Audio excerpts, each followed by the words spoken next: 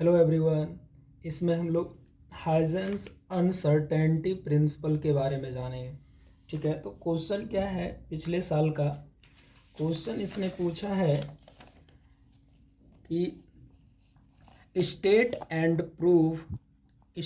And prove Huygens uncertainty principle and what is it's consequence. Clear है। तो Huygens uncertainty principle के में state क्या बोला है और प्रूव करना है उसको और उसका कंसिक्वेंस जानना है। तो हाइजेंसबर्ग अनसर्टेनिटी प्रिंसिपल में तीन चीज़ें हम लोग को, तीन टर्म दे दिया गया है, तीनों निकालना है एक एक करके। तो सबसे पहले स्टेट्स जानते हैं कि वो स्टेट्स क्या कह रहा है। तो स्टेट्स क्या बोलता है ये, according to Heisenberg uncertainty principle, Heisenberg के अनसर्टेनिटी प्रिंसिपल के अनुसार it is not the possible to determine simultaneously the exact position and the momentum of the small moving particle like an electron. मतलब क्या हुआ इसका कि नॉट पॉसिबल है determine करना एक साथ किसी भी पार्टिकल का पोजीशन और मोमेंटम, क्योंकि ये एक वेव की तरह मोशन करता है, वेव की तरह। तो इसके पास कुछ वेव ऐसे बनता है पार्टिकल का, ऐसे। तो इस पॉइंट पे ये पार्टिकल कहाँ पे है, अगर पार्टिकल का एग्जैक्ट वैल्यू मालूम होता है तो मोमेंटम नहीं होता, मोमेंटम का होता तो पार्टिकल का नहीं होता है। वही बोल रहा है कि साइमल्टेनियसली एक साथ हम पोजीशन और मोमेंटम को क्या कर सकते, उसको एग्जैक्ट पोजीशन नहीं निकाल सकते। क्लियर है। किसका, मूविंग पार्टिकल लाइक इलेक्ट्रॉन, अगर वो छोटे छोटे पार्टिकल हैं तो। अकॉर्डिंग टू दिस प्रिंसिपल, इसके प्रिंसिपल के अनुसार, when the position of electron, अगर इलेक्ट्रॉन का पोजीशन डिटरमाइन कर दिया गया है एक्यूरेट के साथ, एक्यूरेसी के साथ, एट दैट टाइम, किसी टाइम पे, there would be the uncertainty in, उनके मोमेंटम में एक अनसर्टेनिटी आ जाता है। क्लियर है यहाँ तक। अगर इसके अनुसार किसी भी एक पार्टिकल का पोजीशन डिटरमाइन कर दिया गया है एक्यूरेट, मतलब एग्जैक्ट बता दिया है कि पोजीशन अगर हमारा यहाँ पे है, तो फिर उसका मोमेंटम में अनसर्टेनिटी आ जाता है, एंड इट्स वाइस वर्सा। अगर मोमेंटम एग्जैक्ट मालूम हो जाता है कि मोमेंटम कहाँ है, तो उसके पोजीशन में, है ना, पोजीशन में क्या आ जाता है, अनसर्टेनिटी आ जाता है। क्लियर है। ये था इसका स्टेटमेंट कि एक साथ दोनों को एग्जैक्ट पोजीशन नहीं बता सकते, एक का बताएंगे तो दूसरे में अनसर्टेनिटी आ जाएगा, और दूसरे का बताएंगे तो पहले में अनसर्टेनिटी आ जाएगा। क्लियर है। फिर क्या है इसका मैथमेटिकल एक्सप्रेशन। क्लियर है। तो इसका मैथमेटिकल एक्सप्रेशन है कि if delta x change in position and change in momentum are uncertainties in the measurement of position and momentum respectively of the particle, then अगर मोमेंटम, है ना, चेंज मोमेंटम और position का चेंज डेल्टा पे delta T दे रखा है, delta X और डेल्टा पी दे रखा है, तो उसको रिप्रेजेंटेशन कैसे किया है इसने mathematically, delta X into delta P is equal to h upon 2 pi, है ना। और इसका ये भी फॉर्मूला होता है, जब क्वेश्चन बनाया जाता है तो इस पे बनाया जाता है, थोड़ा इससे एक्यूरेसी ज़्यादा होता है, तो दोनों में अंतर ज़्यादा नहीं है, थोड़ा बहुत अंतर है ना। ऐसे हम लोग समझ सकते हैं कि एक समुद्र से एक चम्मच पानी या एक गिलास पानी निकालने के अनुसार, लेकिन इससे एक्यूरेसी थोड़ा ज़्यादा आता है, तो हम लोग ज़्यादा करके सॉल्व क्वेश्चन बनाने में इसी को यूज़ करते हैं। लेकिन डेरिवेशन के मामले में ये हमारा डेरिवेशन हो जाता है, तो दोनों लगभग सेम होता है। यही चीज़ें हम ऐसे भी लिख सकते हैं, डेल्टा टी और delta E is greater than equal to h upon 2 pi. Clear है। बहुत जगह ये भी हम लोग यूज़ कर लेते हैं। तो ये था हमारा स्टेट्स, उसका जो एक्सप्लेनेशन था ये था कि उसने ये कहा था। क्लियर है। पहला हो गया। उसके बाद क्या करना है, हमको इसको डेरिवेशन करना है ना, प्रूफ करना है। तो इसका प्रूफ बहुत जगह अलग अलग तरीके से दे रखा है, हमने सबसे इजी वे में इसको डेरिवेशन किया है। ध्यान से समझना है ना। हम जानते हैं कि ग्रुप वेलोसिटी जो हमारा होता है vg ना, ग्रुप वेलोसिटी, है ना, पिछले लेक्चर में या तो उसमें बुक में पढ़ाया जाता है।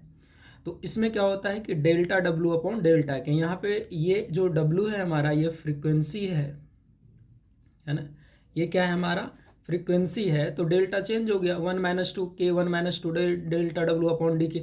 अगर ये छोटा चेंज हो रहा है तो डी ले लेते हैं हम लोग। यहाँ पे जो के है प्रोपेगेशन कांस्टेंट है और के का वैल्यू होता है 2 पाई अपॉन लेमडा। क्लियर है यहाँ तक? इसको डिफ्रेंशिएट कर दिया गया है दोनों साइड से के को, तो यहाँ से फिर मैथ्स बन गया, यहाँ से लेके यहाँ तक डिफ्रेंशिएट कर दिया गया है। कोई बड़ा चीज़ें नहीं है, छोटा छोटा डिफ्रेंशिएशन करना है लेमडा के रेस्पेक्ट में। लेमडा ऊपर जाएगा माइनस होगा, फिर यहाँ से माइनस बाहर आएगा, लेमडा पे लेमडा स्क्वायर हो जाएगा डी के अपॉन डी लेमडा इधर चला जाएगा, तो डी के का जो वैल्यू आएगा वो क्या आ जाएगा हमारा 2 पाई लेमडा का होल स्क्वायर इंटू ये उधर चला जाएगा डी इंटू लेमडा। क्लियर है यहाँ तक?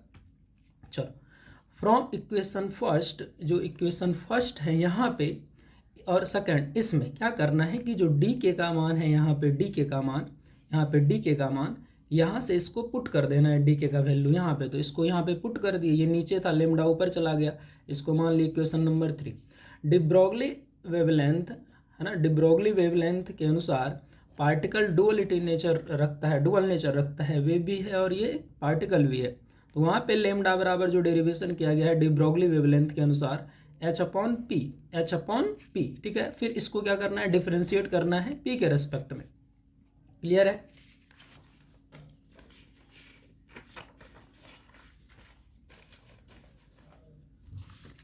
तो इसको डिफरेंशिएट कर दिया D del lambda upon D P और h अपॉन पी।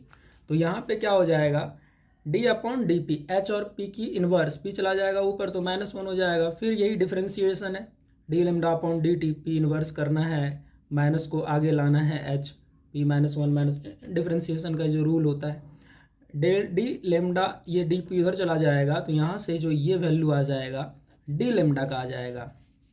क्लियर है? तो डी लेमडा का जो वैल्यू आ गया यहाँ पे, तो डी लेमडा का वैल्यू इक्वेशन नंबर 2 में पुट कर देना है ना। इक्वेशन नंबर जो 2 हमारा है, इक्वेशन नंबर 2 क्या है हमारा यहाँ पे, ये इक्वेशन नंबर 3 जो है यहाँ पे डी लेमडा के जगह पे इसका वैल्यू पुट कर देना है इन इक्वेशन नंबर 3 है ना। तो D lambda put in equation number 3, तो इक्वेशन नंबर 3 ये है हमारा D W lambda -2 lambda D lambda 2 pi D lambda के जगह पे ये रखना है -h अपॉन पी। क्लियर है? तो डी लेमडा के जगह पे यहाँ पे रख दो, और लेमडा बराबर एक और फॉर्मूला था P upon H upon P, है ना। यही तो लेमडा था, लेमडा से तो हम लोग इसको डिफ्रेंशिएट किए थे। और लेमडा के जगह पे क्या रखना है, एच अपॉन पी। ये जो लेमडा है इसके जगह पे रखना है H upon P, D lambda के जगह पे रखना है ये वाला। तो दोनों को पुट कर दो यहाँ पे, फिर उसका कट जाएगा, एच स्क्वायर एच से कट जाएगा, पी स्क्वायर पी से कट जाएगा, तो हमारा जो डेरिवेशन निकल के आएगा ये आएगा यहाँ से निकल करके। फिर एच को आगे लाना है, H upon 2 pi D W upon D P. तो एच अपॉन 2 पाई जो होता है हमारा एच कट होता है ना, इसको बोलते हैं एच क्रॉस या तो एच कट। एच कट का वैल्यू होता है एच अपॉन 2 पाई, तो वी जी बराबर हो गया H cut D W upon D P. इसको याद रखना, H cut D upon D P. ये हो गया इक्वेशन नंबर 4। फिर नेक्स्ट क्या है कि अगर कोई पार्टिकल है ना मूव कर रहा है फ्री स्पेस में अगर मूव कर रहा होता है तो वो ग्रुप वेलोसिटी बोले या वेव वेलोसिटी बोले या इंडिविजुअल पार्टिकल वेलोसिटी बोले, सबका वैल्यू क्या होता है, बराबर होता है।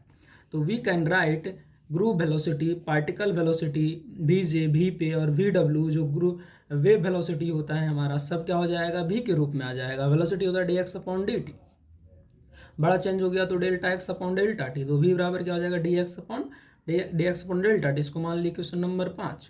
क्लियर है यहाँ तक? और इक्वेशन नंबर 4 दे रखा है हमारे पास, ये इक्वेशन नंबर 4 भी जी बराबर क्या था, H cut delta W upon delta P, है ना। तो भी जी के जगह पे भी लिख सकते हैं, तो भी के जगह पे delta x upon delta T लिख दिए, एच कट हमारा यहाँ से आ गया। क्लियर है? तो ये बराबर ये आ गया, कोना कोनी गुना कर दो, ये इधर से इधर से इधर से करके, तो ये आ जाता है इसका एक इक्वेशन। ये हो गया इक्वेशन नंबर 6। अब यहाँ पे समझने की बात है कि अगर मिनिमम एंगुलर फ्रीक्वेंसी लेना है तो एक लेमडा ज़रूर होना चाहिए यहाँ से यहाँ तक, जो डेल्टा टी है। क्लियर है? उससे छोटा नहीं हो सकता। मिनिमम तो एक लेमडा आना चाहिए, मतलब एक डेल्टा टी जरूर आना चाहिए। इससे ज़्यादा छोटा में फ्रीक्वेंसी फिर निकालना मुश्किल हो जाता है। We can take if one complete, अगर एक कंप्लीट होता है तो उसको लेमडा लेते हैं। तो अगर टाइम पीरियड इसका घट जाता है तो फ्रीक्वेंसी बढ़ जाता है, इसका मतलब लगभग इन्वर्सली होता है। मिनिमम कितना चाहिए, इसका चाहिए इन्वर्स का चाहिए हमको। तो यहाँ पे जो ये बन जाएगा डेल्टा ओमेगा, हम इसको लिख सकते हैं delta omega is greater than equal to 1/डेल्टा और टी।